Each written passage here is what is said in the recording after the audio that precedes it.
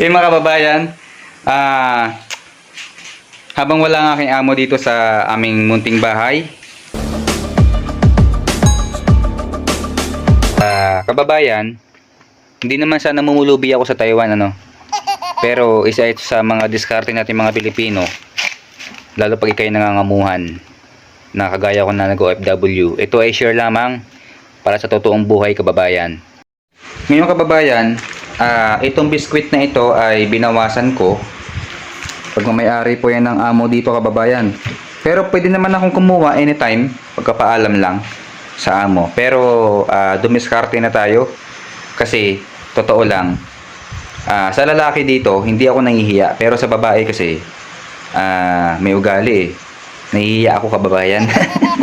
Dahil nahihiya tayo, dumiskarte na ako. At ito ang aking diskarte, kababayan. Kasi pag sa kwarto ko dito, meron tayo mga nguya-nguya. Pagka gusto magkape o ano, ayan, nag-ano na tayo ng biskwit. Kababayan, share ko sa inyo. Bukod po dyan, sa aking kinuha na biskwit, minsan po kasi dito, kababayan, may binibili yung amo pagka nagkatrabaho kami sa labas, na binibili niya ganito. Ready to eat po yan, kababayan, munggo na matamis. Ngayon, sa sobrang dami na binibili niya, dahil sobrang bait nga po nung lalaki, nagkatabi po ako na hindi ko pinapakita sa mismong amo kong babae, kasi syempre may ugali nga po eh. Alamin naman yung masamang ugali, kababayan.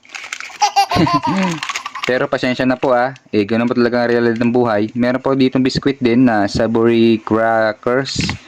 Akad bukod ba po dyan, ayan na po, mani. Ayan, may mani. Ayan po ang aking buhay dito, mga kababayan. Itong kwarto na ito, dati Pilipino yung nakatira dito. Siya yung mismong nakatira sa kwarto na ito. Ngayon gumawa siya ng bahay niya ron sa itaas ng bundok, sa itaas ng kanyang sarili. At wala dun mga kuryente, kung hindi mga solar lang. Ito po, nakicharge po sa akin kanina. Hindi pinakabitan ng amo yung kanyang kubo-kubo doon ng kuryente. Kasi nga po, lagi dito nagkatalo yung mag-asawa, babae tsaka lalaki. Sa lalaki talaga mabait yun. Pero yung babae talaga, kababayan, ayun na, realidad ng buhay bilang isang OFW, na may ganun talagang ugali kahit na siguro sa mga Pilipino, na hindi magkasundo sa mga mag-asawa. Ayun, sa kanya lahat pera yan. At nagbukod po siya doon, kababayan. Kaya po ako lang dito mag-isa na Pilipino sa bahay mismo, nakasama ko yung amo.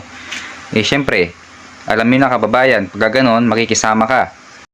Medyo lag ang aking cellphone ngayon, pasensya na po kasi nag-upload po ako sa YouTube, kababayan. Dalawa ang aking tinatrabaho, Facebook, long video, reels, short video, tsaka po sa YouTube, kababayan. Yan po ang aking ginagawa para balang araw ay ating aanihin, kung meron man, kababayan. Ngayong September 6, 2024, tanghali po ngayon, pero nag-declare na po ang aking amo na may mamaya po hapon may trabaho kami dun sa kabundukan ng Taiwan, at ay sasama ko kayo, mga kababayan, kasi maganda po yung view dun. Nasa pinakataas kami ng kabundukan, tapos yung karagatan, kababayan, kitang kita po. Kami ay mag-aabuno ng mga pataba, ng mga nyugan ng aking mga amo. Ayun po, mga kababayan, At kanina nag-usap-usap kami about doon sa trabaho ko, na pinatrabaho nila sa akin sa ibang amo. Sabi ko, boss, hindi po pwede yan, kasi kayo ang amo ko, dapat sa inyo lang ako magtrabaho.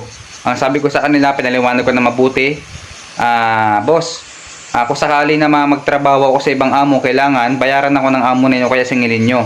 Kasi ang naghirap doon, ako ang nagtrabaho, kababayan, hindi naman sila o kaya kayo. So ayun, nasa tama tayo, kaya wala silang magagawa, kababayan. Yun ang tama.